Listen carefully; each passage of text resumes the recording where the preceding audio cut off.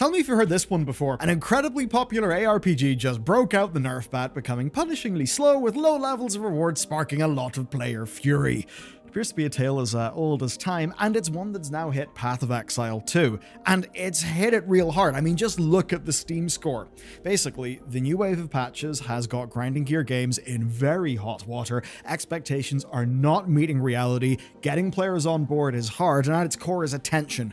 What do players actually want from the game right now, given that a big part of their plan has completely failed, and what game does grinding gear actually want to make? I've also got something that's neat but a little unsettling. Basically, I got gobbled up. A group called People Data Labs, as it turns out, had my personal data. I'm not thrilled about that, but the good news is they don't have it anymore because of today's sponsor, Incogni, because they took my data down. And that's just one of the 154 data brokers that they've taken my info down from already. And if you'd like them to cover you like they cover me, just use my link, incogni.com/Bellular News, and you'll get 60% off their annual plan. So I'll explain how things work, right? Whenever your data's online, be that normally or through a data breach, data brokers gobble it all up and they make money by selling it. And with all the AI stuff, that's very much been accelerated. And sometimes this means we get spam and scam calls. Sometimes really bad people can, use that info for even worse things. Now, the good news is that we can legally take our data down, but that means sending forms. Lots of forms to lots of different brokers. Incogni automates all of that for you. So it takes your data down, it adds you to suppression lists that block recollection, and then it continually rescans so that your data is kept down. You can just look at my dashboard, you'll see how they work. You can even look at different Incogni ads that I've done over the last 6 to 12 months, and you can see the number just increase of them taking my data down. So it's kind of like digital hygiene. I definitely feel better knowing that I'm not on People Data Labs, whatever the hell that is. So you'll get 60% off the annual plan using my link, and that link is incogni.com/Bellular News. So to start today, if this is all feeling rather deja vu, well, fair, it really should. Diablo 4's defining moment was its first patch, a massive nerf, basically to every class. Audiences raged, Blizzard ended up walking it back, and in response, the game director Joe Shelley said, ultimately, ARPG games are about power fantasy and about us inviting players to break the game to some extent. So that was all about what the game should be, what players actually want, and expectation setting, and a commitment to keep the possibility of feeling busted powerful just in mind for the future. Now, keep that statement in mind, and we're not doing this just to rag on Diablo, it's to frame what happens next, because Path of Exile players, while they're used to mistakes, they probably didn't think they would have the flavor of Diablo 4 Season 1 to contend with in their game. The whole drama kicked off with PoE 2 Dawn of the Hunt. This was the patch that added in the Huntress class, 3 new ascendancies along with new campaign and endgame characters and events, which all does sound great, but it also kind of changed the core of the game. Basically, players' progression, skills, and damage were all slowed, and I don't just mean slowed as in they made it more grindy, I mean that quite literally. Even basic enemies could now outpace the player's speed and damage. So, simply put, Path of Exile 2 felt entirely different, especially early on in the game. Progress became a chore. Reward reinforcement, the very thing designed to keep people hooked in an ARPG, was cut off, and this was all so bad that the Steam reviews collapsed to 40%, which for a game that had the level of hype and positivity that this one did at launch is...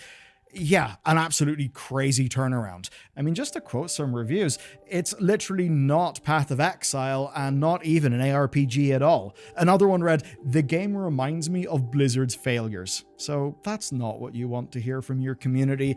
Grinding Gear knew they needed to respond, and respond they did.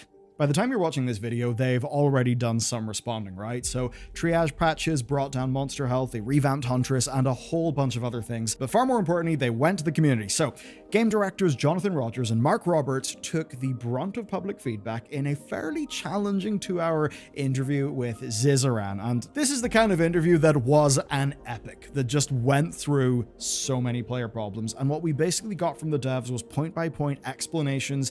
They just kind of said what their rationale behind things was, but what really stood out to me was this. As an example, the campaign nerf was kind of an accident.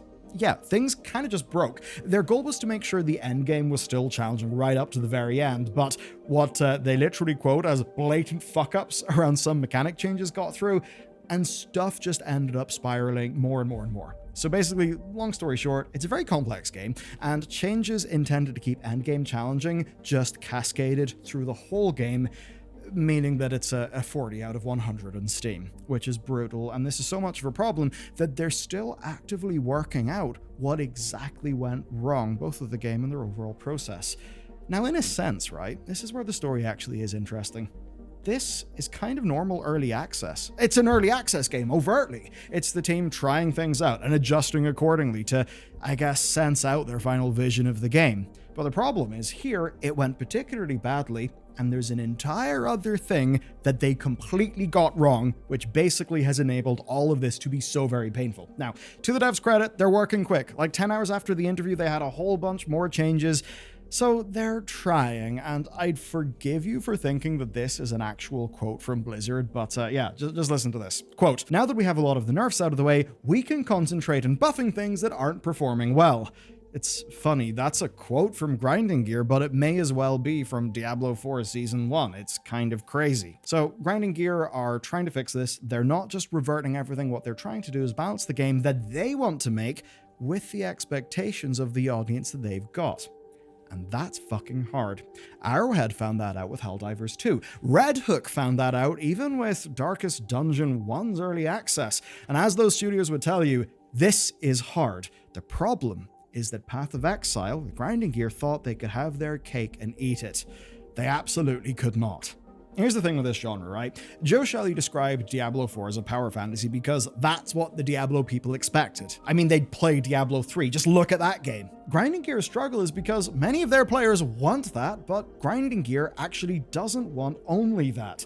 Let me explain. The whole thing with PoE 2 was deeper engagement through an almost Souls-like combat style. Not going as far as, say, No Rest for the Wicked, which is another ARPG, but very much looking at my own experience of that game, at early reviews, what shone through is, yeah, an almost Souls-like element to some of this game's like progression and combat model. People kind of love that. And here's literally what the game is supposed to be in the words of their game director, right? It's important you hear this quote because it's really going to matter. So, quote, "A running theme with PoE 2 in general is that the target to hit is smaller, because if we want the combat to be more engaging, that means there's a smaller target for it to feel successful. It put more pressure on the balance to be right, and so I think that's the main issue that we're running into." And it very much is that, right? Getting a ARPG, but with that more precise and intentional combat that's Souls-like inspired, is really hard. And it's almost as if the different genre expectations are literally fighting each other and, like Grinding Gear, are trying to solve an almost impossible problem. And even they know they're not there yet. It's this weird tension between their vision of the game and the messy early access execution. And the thing is, the Grinding Gear do not want PoE to feel like it did when Dawn of the Hunt launched. They don't want it to be slow, punishing, and rewarding, but equally, they don't want people to feel like they can just check out of the gameplay and not actually engage. They would basically say, if you want that, there's PoE 1 and there's Diablo 4. And Quinn did a really good job of breaking this down with a very simple graph. So you can see the graph, right? PoE 1 gives you power quickly and you sort of stay there. As of this patch, PoE 2 gives you power really slowly.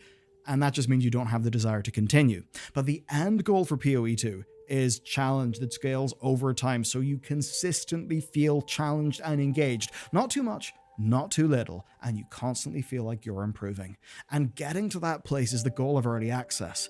But the problem is that breaks whenever your early access players engage with your game as if it's a released product. But here's the thing for Grinding Gear. It is a released product. It's something that people can buy on Steam. Even though it's supposed to be a free-to-play game, the only way to get access is to buy the damn thing. Now, Grinding Gear tried to be smart. They tried to anticipate this. But the problem is their solution almost immediately fell over, and by now that solution has just been put out of its misery. If you weren't sure about PoE 2, you could always play PoE 1 and they would be in parallel development. That was the plan. It's not what's happening. PoE 1 is not running in parallel. It was planned to, but what happened is Path of Exile 2 ate way more resources than they planned for. And to summarize an entire video that we never finished making, work on Path of Exile 1 updates was delayed by a resource shift to support the final surge of PoE 2's launch. The thing though is that wasn't enough. So PoE 2 was then delayed. It still ate up all of those resources, and then the launch blew up. It was so popular that it was all hands on deck to like actually have the damn thing work, and then to firefight lots of issues. And this meant that for months, Path of Exile 1 just had no major updates. There was a real just silence, right, coming from Grinding Gear. They did then apologize. They said they were very much overconfident with like their overall planning, and eventually they put together a Remix Ascendancy event to tide people over. But that is not normal service, right? It's a bone being thrown to those players, but it's not enough. And the thing is, for players who would probably prefer the experience of Path of Exile 1, they kind of have got two separate gripes. The first gripe is that Path of Exile 2 is not really for them. Like, what Grinding Gear wants to make is literally not for them. They want a faster experience, more like PoE 1, more like Diablo. Second, well, their game is being abandoned for that new game that they also do not want. This is a problem, and understandably, this puts more and more pressure on Path of Exile 2 to deliver an experience that works for all Path of Exile players, including ones who Path of Exile 2 was literally not designed for. And this basically means Grinding Gear have got an absolute bastard of a dilemma. They either eat huge upfront losses trying to further their vision of PoE 2, to actually make the PoE 2 that they want to make. But doing that means, as a business, they suffer, and PoE 1 suffers.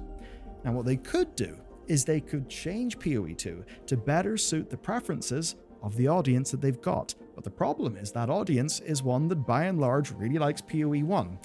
PoE 1 and PoE 2 are different games. They are not supposed to be the same, and that would mean that Grinding Gear would have to sacrifice their vision, and it would then mean that the people who loved Path of Exile 2 for what set it apart, well, suddenly they would find, oh dear, the game is no longer for us. This is truly a hard problem. I don't think it's because Grinding Gear were your typical, like, greedy, corpo bunch. No, I think they genuinely were overconfident and made some serious managerial, mistakes. But as it stands, this is a real problem. There is no clear way out that keeps every core stakeholder happy. It's fair to say that they are up shit creek. I do think they have a paddle, so maybe they'll get out. And if you want the story of another group that are very much also up shit creek, well, check out what an ex-Nintendo PR person has called, quote, their worst case nightmare. It's the next video, and a box that will let you view it is about to replace my face. Thanks for watching.